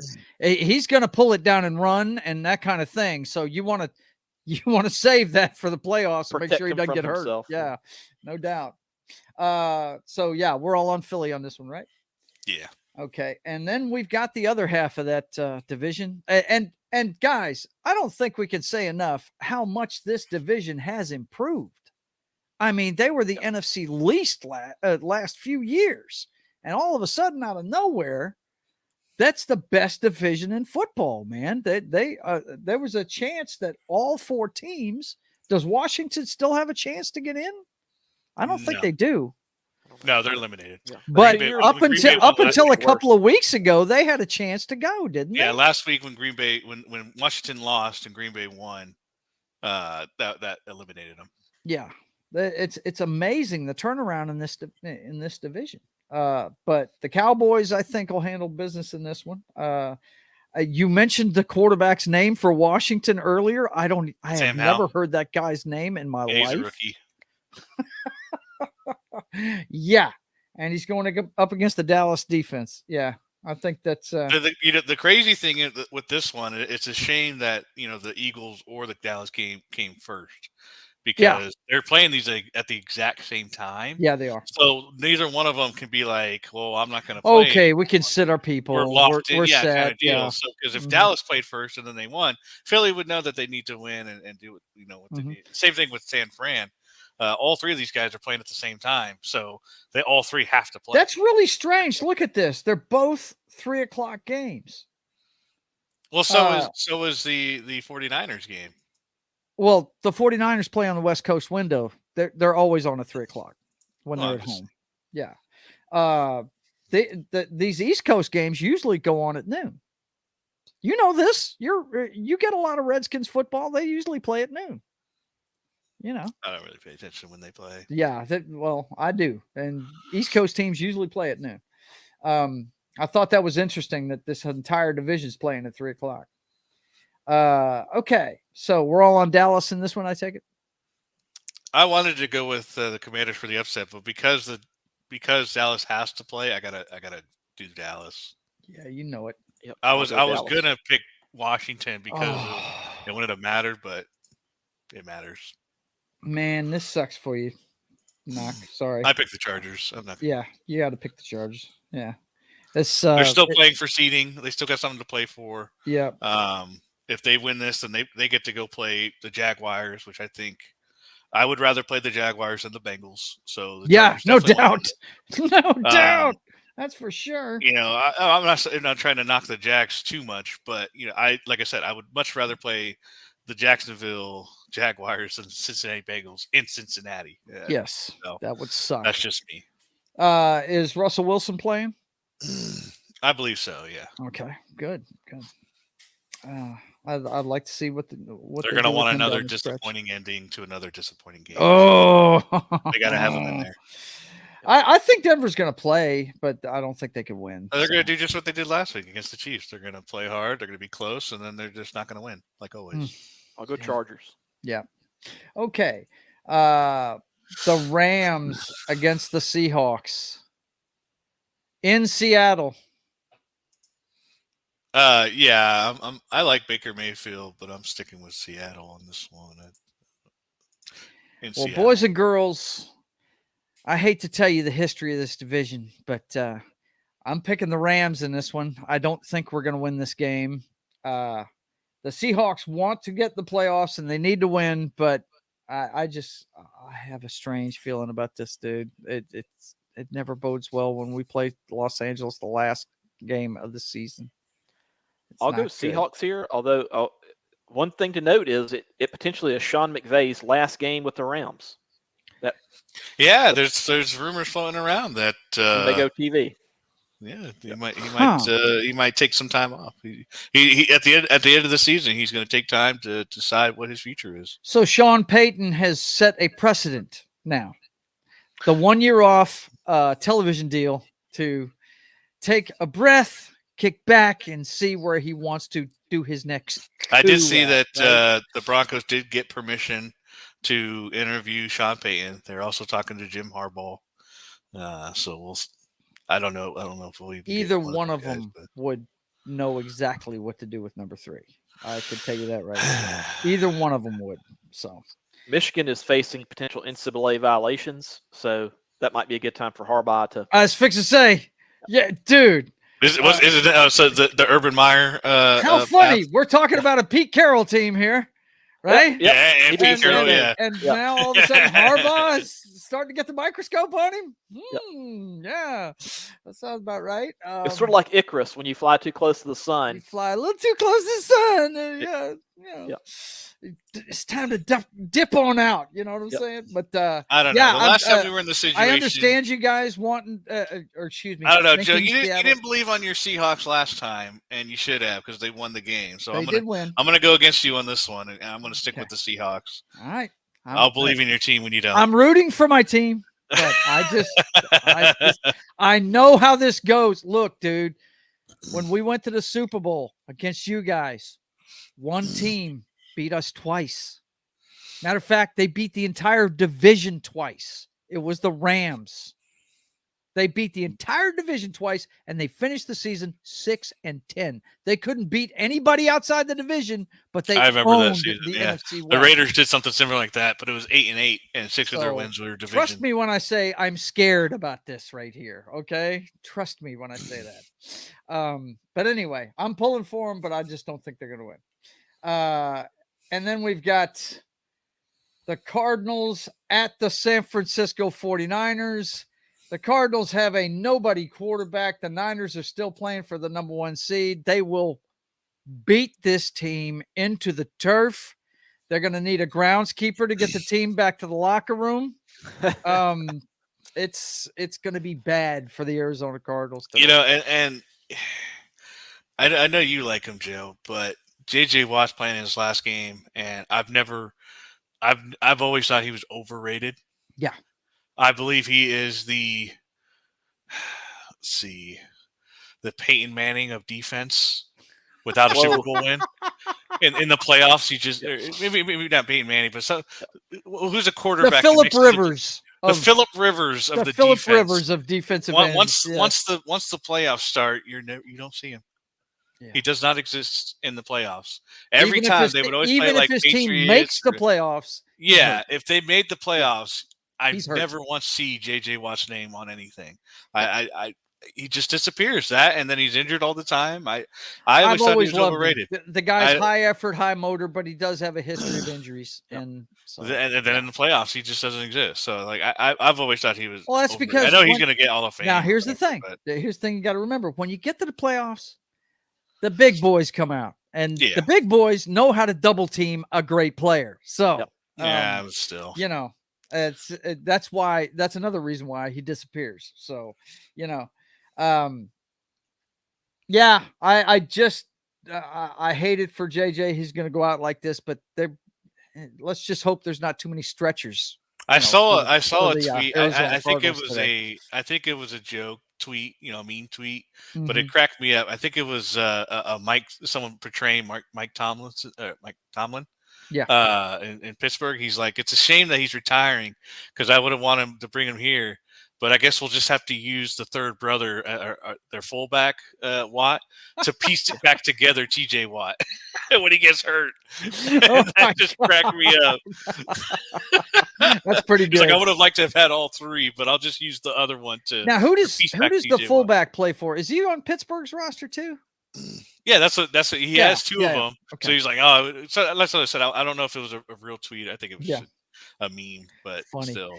Okay, so we're all on board with San Francisco in this. Yeah, and then the night game. Out of all the matchups this weekend, this probably is going to be the funnest out of all of them, man. Because Detroit could possibly make the playoffs. They could make it. They need Seattle to lose. They need Seattle to lose. Yep. But they've beaten the Packers already this year. But with the lights on, I don't even the whole world watching. Lambeau. It's at Lambeau Field. I mean, it's tailor-made for Aaron Rodgers to, he's. Oh, wow. The score of that last game was 15-9. Yeah, defensive struggle. Ugh. Defensive struggle. Your kind of game, Noc. Yes. No, definitely not. You love those games, don't you? Ugh. See, that's the difference between Matt. This is the difference between me and Noc. I love defensive. I don't like 3 and outs. I think man. they're awesome. I can enjoy a game if like the punter is getting the most yards in the game, I don't care for it. But man, if you love great defense and you see a defensive struggle going on, it becomes a chess match. Who is going to make the right decisions on the special team side of the ball to get their team in position to win the game? Because that's what it comes down to when you have a game like that. But sometimes I don't think it's defense. Like when you see a low-scoring game, sometimes it's not always just defense. Oh no, that's sometimes it's just bad offenses. Yeah, and that's but you're not going to see that in this one. These are two pretty good offenses right here. But not that 15-9 game. That was not. That was the kind of crap game because they are, the Lions are like the number one offense, yards wise or whatever, and you got Aaron Rodgers on the other side, and that was 9 points for Aaron Rodgers. Yeah. That was a poop game. The Lions don't have a defense. And if I remember correctly, they were in the red zone a couple of times, and they went for it a couple of times on fourth down. Trying to score in that game, but like idiots instead of taking field goals. It doesn't work. I'm telling you. Yeah. I'm going to Packers. I'm on the Packers. But anytime I want to see like a real, or not see, but anytime I think of a good defensive game, you think back to the Steelers and Ravens. Yeah. Actually, the one I always think of is the. You go back even further, so I don't care. Yeah, it's way before your time. You probably weren't even born when the one I'm going to mention. It's the 1991 NFC Championship game between the Giants and the San Francisco 49ers. Only one touchdown was scored in the game. Jerry Rice caught a slant pattern and took it to the house. But it's also the game where Joe Montana got destroyed. I mean, he was out for a good year after that. He had to remember that, Matt? He had to have his back rebuilt. It was ridiculous. Yeah. I think that was one of the year the Giants. I think they won the Super Bowl that year. They won the Super Bowl. That was the year that was the famous Whitney Houston singing the national anthem game at the That was Super their Bowl. second Super Bowl, I think, of that Parcells era. Yes. In the whole Whitney thing, they have made a autobiographical movie about Whitney. Yeah, and that's all over the trailer. Is her with that All-American do-rag in her hair. Yep. Yeah. Following in the footsteps of the Elton John movie, the Bohemian Rhapsody. There's been a lot of those Elvis. biopics out. Yeah. But looking forward to this game. and I think it's going to be Aaron Rodgers all night long. I think the Packers. I'm actually rooting for the Lions, but I'm picking Green Bay. Oh, I'm pulling for the Lions too, but I think Aaron in this spot, he's tailor-made for this. And in Lambeau Field. What was it that one year when they were down to the last few games and they had to win them all? He was like, "Relax, we got this." Yeah. It's one of those. It's one of those deals. Well, I know one of the relax was like early. Whenever he does the relax bit, that's early in the season when they're like 1-3. Right. He's like, "Relax, we'll be in the playoffs." He may have even said RELAX. Yeah. Okay. So, all right. You got what about you, Matt? I didn't hear Matt's pick. He's got Green Bay. I know he does. Yeah. He's like me. Yeah. Aaron's going to win. He'll will them to a win tonight. So here we go. You got your football simulator out and ready to go. Yeah. So you and I'm gonna put this away. You and Matt have the exact same picks. So I'm not even. Yeah, except for I think maybe the Colts. Except for the Rams Seahawks game, you guys both went with the Seahawks. No. You both picked LA, right? Really? No, I got the. No, you get the Seahawks. Yeah, you got the Seahawks. Well. I don't think that affected anything because you guys got Green Bay. Mm-hmm. So because you both have Green Bay, it's not going to affect the seeding. So if Green Bay wins, they're in. Yes, okay. Green Bay win it in. Gotcha. It's only the Seahawks and the Lions that have scenarios. If the Lions win. And the Seahawks, maybe the Seahawks go. Yeah, gotcha. Yeah, gotcha. Yep. Mm-hmm. Okay. So mine are basically the Miami and Green Bay in the 7th seed. Mm-hmm. And that's pretty much the difference there. Okay. You guys got the Steelers going with the win over the Browns, and the Miami losing with versus the Jets, and the Pats losing to the Bills. So and that's pretty much the difference. The seedings are all the same. Number 1 seeds, Kansas City and Philly. And so we got in the AFC, I got Miami. In your guys' case, the Steelers facing at Buffalo in the 2nd seed. Then Baltimore playing at Cincinnati. With the Bengals having won the division and winning their Week 18 matchup. Right. So that would be at home. And then Los Angeles at the Jaguars. So I think that's a good matchup for the Chargers for sure. I think that's why they'd want to keep that spot. Yeah.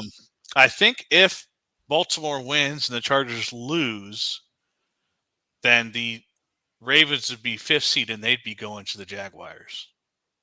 Because I think Cincinnati would still have the 3rd seed because they have the AFC North title. And then if both the Baltimore and Cincinnati wins, they might play each other later in the divisional round, something like that. Maybe. I'm not sure how that shakes out. Then the Eagles get number 1 seed. So we'll have Green Bay at San Francisco, their favorite opponent in the playoffs. Yeah, Oh, man. It's always fun to go through a whole Green Bay season. He got it. Just to go to 49ers to lose. So that's always fun. That's one of my favorite highlights ever because I hate the Packers. And then you got the Giants at Minnesota and Dallas at Tampa Bay. What a draw for the Dallas Cowboys, man. I don't know if you've noticed this or not, but they've been beaten by the Tampa Bay Bucks in the last few years more than any other team outside their division. If you potentially go 13-4, playing at a potential 8-9, like you're 5 games better, and you got to play on the road. Yeah. Oh, just wow. Again, that's projected. Yeah, that's projected. Yeah, but I know people get kind of salty about the whole lower record thing for a division thing, but if you look at the past, we don't want to ask Matt about details about that. Really, if you look at the past, like 8-8, 7-9, and 8-8 teams have actually done really well in the first round of the playoffs. Yeah, they have.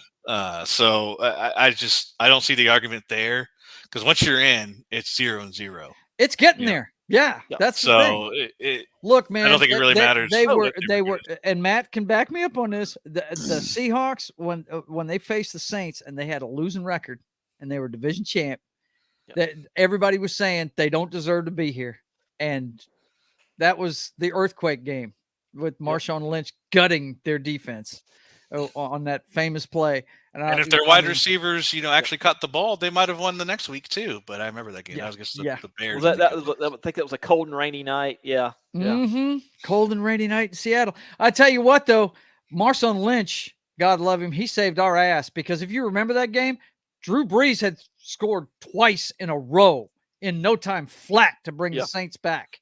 And I was like, oh my God, we're about to lose this game. Well, that was where the whole wasn't that where the whole beast mode thing was born? Yes. Oh yeah, the run heard around the world. Yes. Oh my God, man. Yeah. That is cemented forever in NFL history. With that. So I'm fine with the team with a lesser record hosting. I mean, that's just the rules. It's just their reward for winning the division. Winning that's all the it is. division. You build your team to win your division. That's what you're supposed to do.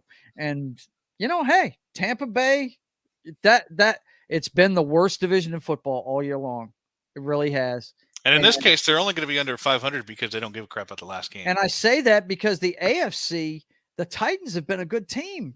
And the Jaguars, surprisingly, have been a good team. I can't say that about any of the teams in the NFC South this year. None of them have been good on a consistent basis. It's been all up in the air who's going to win that division right down to the last week. But, the only difference I see here, like you said, Pittsburgh would fit in the way I'm talking about in Miami's slot, right? That's the only difference. Yep. That's the way it looks, guys. Going to be interesting to see. Now, as far as the neutral site stuff, the easiest way I can boil it down, guys, is this. If it ends up being KC and Buffalo, it's going to a neutral site instantly, right away. If it ends up being Cincinnati and Buffalo, if Buffalo ends up in it in any way, shape, or form, it's a neutral site. And if KC plays Cincinnati, it's going to KC. There's no neutral site there. Okay. That's the easiest way to boil it down, guys. If Buffalo ends up in the AFC Championship game against either Cincinnati or Kansas City, it's going to a neutral site. I mean, they can sit here and explain it to you all day long. I always try and filter it out to the easiest thing. Yeah. That's what you got to remember. The three-headed monster, if Buffalo gets in there, it goes to a neutral site. That's a good way to break it down. Yep. By the way, the Lucas Oil Stadium declined the neutral ground being there. They need to play them in the Superdome. They need to play it in the Superdome. That's what that they haven't quite found a spot Super Bowl. Yet. So I mean, where is the Super Bowl being played this year? And I may be being a homer, but I really think they should play it in the Superdome. Don't you, Matt? I would be fine with that. Yeah. I mean, it's neutral site. Weather isn't involved. Yep. Oh, Glendale, Arizona. Glendale, Arizona. They're playing it in Arizona this year. Yeah. Play that neutral site game in the Superdome, man. Yep. Freeze-dried football, as me and my brother call it. Yep. I think it does. If it's at a neutral site, it needs to be somewhere different than where the Super Bowl is. Yes, absolutely. Las Vegas is next year's Super Bowl. Okay. Yeah. They need to have as little football going on in Vegas as possible, if you ask me. No, they built their new stadium. They definitely. I know that. I'm just saying it's Vegas, man. There's bad elements there. That's interesting that Indianapolis could even have the ability to decline. I'm surprised the NFL doesn't say, well, that's good you want to decline. That's good you want to decline, but we're going to use your stadium anyway. You want to keep your franchise? Yeah. Huh? Or say, you dumb shit. But anyway, yeah. All right. So, let's take a look now. I wanted to do this before we got out of here. And Matt, you're not involved in this because you weren't around at the beginning of the season, but next year you will be. We make preseason predictions and we're going to go ahead and look at these right now. Let's see. Division champs. The two of us picked. Let's see. Let's see. In the AFC, we had, oh my gosh. Okay. How did I write this down? Let me see. Oh, okay. Here it is. I'm sorry. I apologize. Division champs we had listed. for the AFC. I had Denver. Boy, did I fuck that up. Buffalo, Cincinnati, and Indianapolis. I thought Matt Ryan was going to do better than he did. Womp, womp. In the AFC, Noc had Denver. We both went on that Denver limb. That's right. We didn't think it was a limb, though. I mean, really, they were that hyped. Defense, man. If we just the offense just did something. We both picked Buffalo. He picked Baltimore to win the division. Oh, did I? Oh, yes, man. you did. And I thought the Bengals would regress a little bit, and then they did at first, but then they just did at first, but they rallied, man. And then he picked Tennessee to win the division in the South. So close. We were both wrong on that. Those aren't bad picks. Now, the AFC wild cards, I had Miami, Tennessee, and Los Angeles. So I only got one of those three right. Noc had Los Angeles, Kansas City, and Miami. So it looks like he may get two of them right. He might get two of them. Yeah, if Miami wins today, then I have a good Well, shot. I had Miami too, so I might get two of them. But we only got and KC. You did have KC as a wild card with Denver winning the division, but KC ended up winning the division as usual. So far, all my picks have made it in except for Tennessee and Denver. Then the NFC division champs. I had the Dallas Cowboys, which still theoretically could happen. It's not going to, but it could happen. It could. Green Bay, which we were totally wrong about. Yeah. Because both of us picked that one. I picked New Orleans in the South. They almost did it. Not even close. I picked the Rams to win the division. And was I wrong. You picked Philly. Yeah. To win the East. Green Bay in the North. Yeah. Tampa Bay, you got that one right in the South, and you got San Francisco. Yeah. So you did much better with the division champs than I did. The wild cards we picked. I picked San Francisco, Arizona. God, what was I thinking? And Tampa Bay. So I actually got one right. And San Francisco is going. So, and then you picked Los Angeles, the Rams, Dallas, and Minnesota. So pretty much everybody you picked looks like they may be going except for the Rams. Yeah, and the Giants made it in. I didn't have the Giants in there. Or the Lions. Yeah. Okay, so our Super Bowl picks, different for sure. Yeah. Our Super Bowl picks, half of mine still could happen. I picked a rematch of last year's Super Bowl. I picked the Rams and the Cincinnati Bengals. Knox looks a lot better than mine does, though. He picked the San Francisco 49ers versus the Buffalo Bills, with the Bills winning it. And I picked Cincinnati to win the Super Bowl this year. So my I think Brock Purdy can take him to the Super Bowl. I don't know if he can win it, but he can take him there. Yeah, that's for sure. Bears Houston Super Bowl picks, that wasn't good. Is that Bears?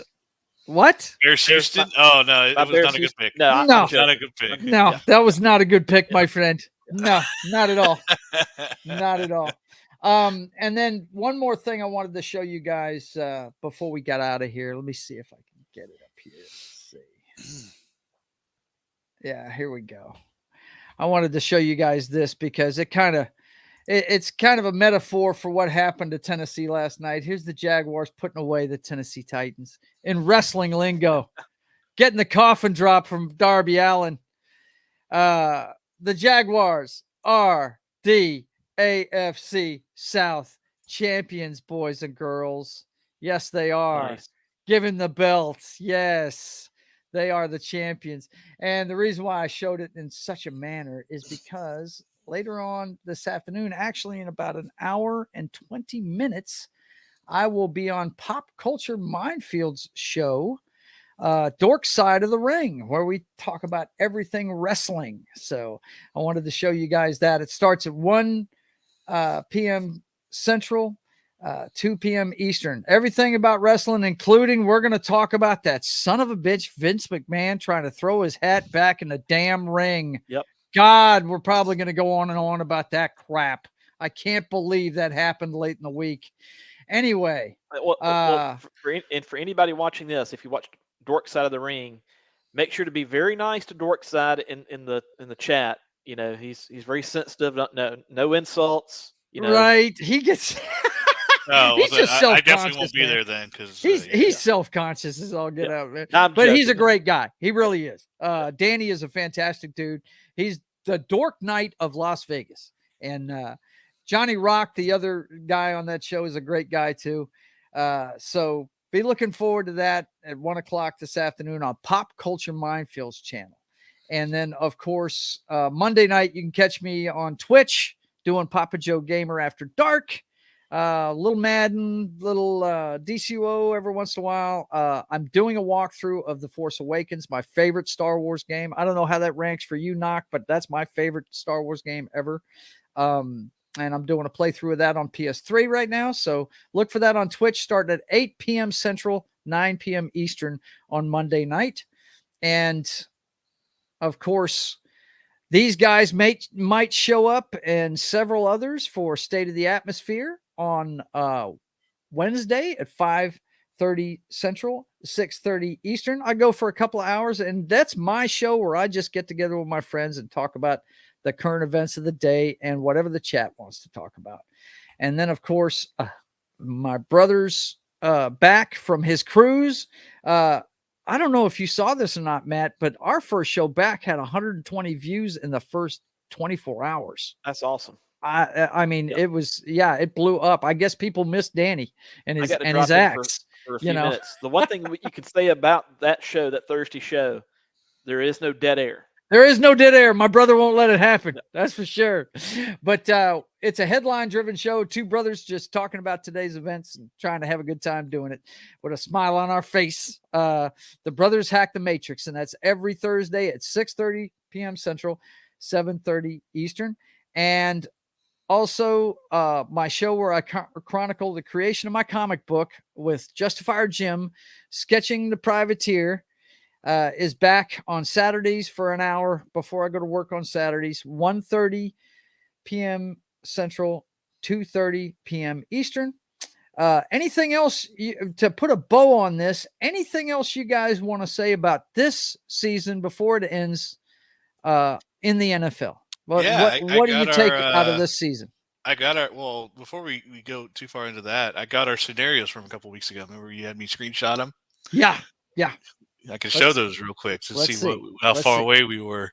Okay. I don't think I did too bad. Now this is when Miami was 7-3, I think it was, or 8-3, something like that. So I still had them in the playoffs. Mm-hmm. I had Cincinnati winning out, and the Chiefs losing to the Raiders in the final week with Derek Carr still being there. So my AFC got a little messed up along the way. And then, of course, the Detroit Lions in that 7th seed is pretty much the only change in the NFC. So I pretty much call it the NFC as is. That's basically what everything is the same. That's what's going to happen. Yeah. So that could actually still happen. Yes, it could. Right now, it's locked all the way down to 6th seed. Yeah. It's just the 7th seed that's not locked in. And it could happen. So it could happen. Yeah. And then I got, we got, this is Matt's pick. So he has Kansas City at 1 seed and pretty much a little seeding different in NFC and of course the AFC as well. But pretty much all the same teams are going to make that one. Yeah. And then we got Joe. We got your picks. Oh, what the world? He's going to get to it eventually. There we go. Yeah. No, that's not yours. You'll get to it eventually. I don't. There we go. I've never used this image screenshot thing before. But yeah, so you had Buffalo in the number 1 seed, which they would have been if they won on Monday night. So not much you could do about that one. And then Miami playing better too. We didn't see that drop off in Miami. No. But you had Seattle making it, which is still possible. Right, but Seattle and the Lions cannot make it. Right. So yeah, you didn't have the Giants falling off. Yeah. So in that one. So no, it's been a pretty good season. I think I definitely enjoyed college football more because my Broncos sucked.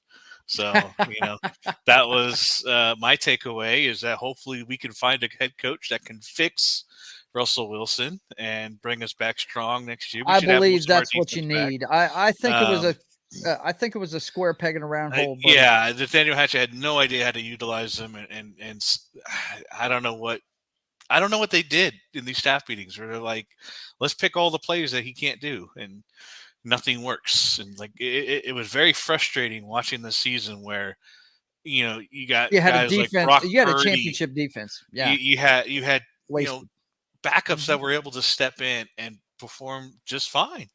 And yet you have Russell Wilson, who you paid $250 million to, can't get past 13 points a game. Yeah. Like just absolute gut wrenching. When he was averaging 4 touchdowns they with had the Seahawks. Yeah. They have that list out there where it's all the one possession games switched, and the Broncos were number 1 seed. Yeah. That's amazing. We were in every single one of our games. There was only one game that we got really blown out. Was that one of the Chiefs games that we got blown out, the first one, and that was it. The Rams game. That was the Rams. Even the Chiefs games, we were in those. It was the Rams game on Christmas that finally got us. That we actually got blown out and weren't even anywhere near in that game. It's I hate there. It for you, man. I don't. It was very frustrating to watch that the offense being that bad, and every single week having just a little bit of hope at the end of the game and it falling short every single time. Yeah, it's a shame. I hate it for you, man. I've seen that happen with my Seahawks before. It's not fun. As far as my team goes, I love what we did this year, man. We lost a franchise guy and we kept rolling with the program. And you could keep winning and still get your number 1 pick really high because the Broncos were that bad. So definitely won that one. I'm not even worried about that part. Here's the thing that would have changed for the Seahawks this year. Imagine if we'd have had Jamal Adams anchoring that defense all year long. And that running back that got hurt. Imagine what that would have been like. That running back that got hurt, that was looking really, really good early on, too. Yeah. He had finally gotten it together. He's been with us for a few years. I can't remember that guy's name. No, not Carson. I love Carson to death, but yeah, he needed to retire because he couldn't finish an entire season. Yeah. No, this guy we had drafted high. Penny. I can't remember the guy's name, but anyway, let's not get stuck on stupid with that. But if Jamal Adams doesn't get hurt in the first week of the season, I think we make a pretty good run at that division up against San Francisco because he's that kind of a game changer. Don't you think, Matt?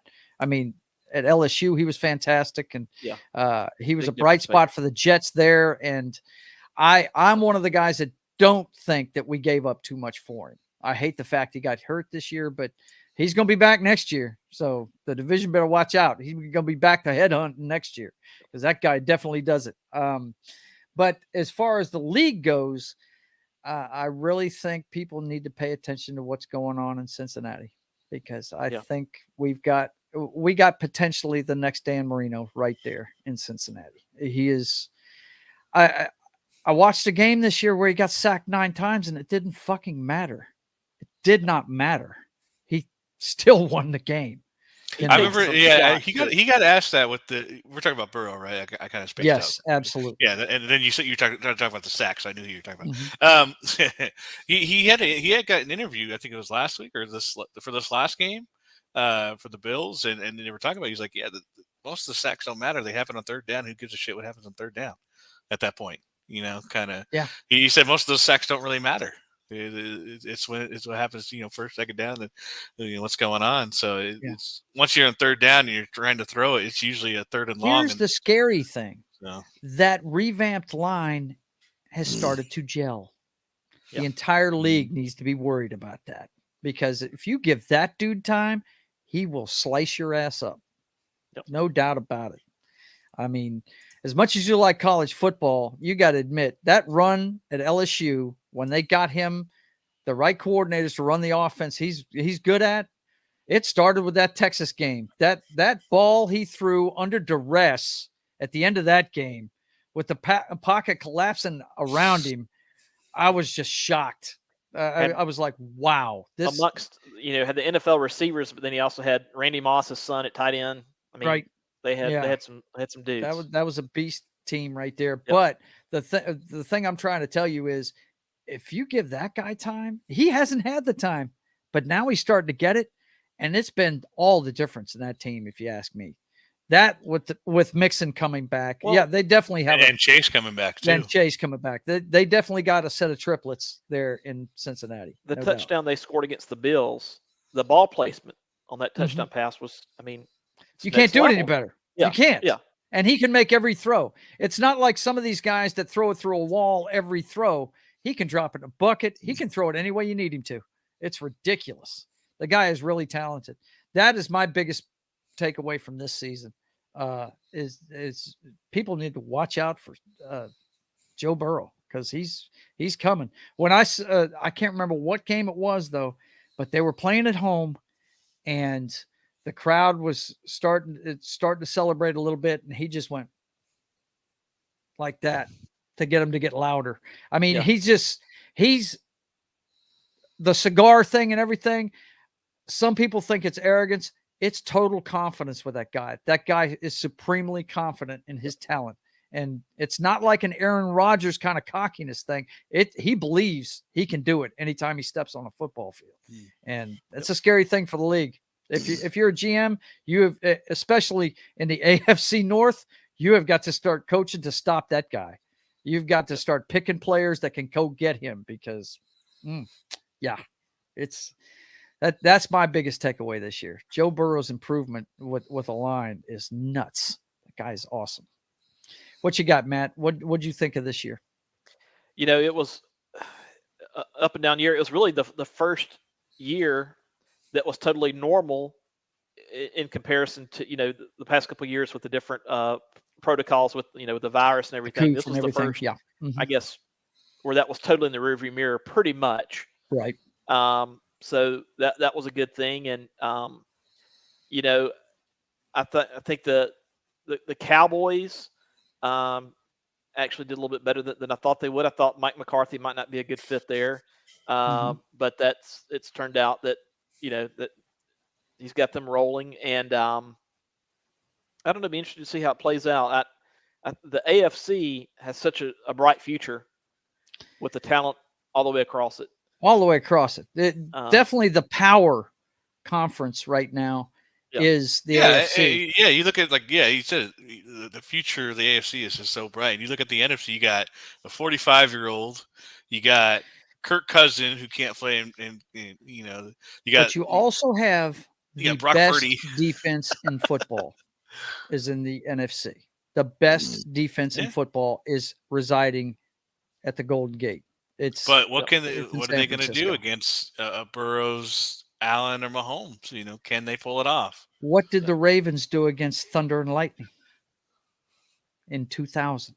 Oh, that's so far gone. I'm telling you, defense wins championships. You're going to stick with that defense. See, this is the argument we always get into. Oh yeah, it's always. He's an offensive guy. I am a defensive guy. I always think anytime a team leads you down, so what did the Rams do last season? Right at the end of the season, they had Stafford go down the field and win the game. To me, that's the defense letting you down, because the Bengals just the previous series went down and scored 2. So the Rams defense failed them on their final attempt, and then the Bengals defense failed them on their final try. So to me, that's the defense not winning it. That was the offense of the Rams winning that game. That's how I view it. Well, in 2000. Defense won the championship because it definitely did in 2000. Trent Dilfer can't win. Trent Dilfer will fuck up anything. Back then it was a little different, right? Ask any Tampa Bay Buccaneers fan. Trust me, they had a world-class defense, and he fucked it up totally for them. I think it was the 2002 season. Brad Johnson winning a Super Bowl. Yes. Yeah, with the Buccaneers. Yeah. Oh yeah, I remember that. That's when I really started getting into football. Look,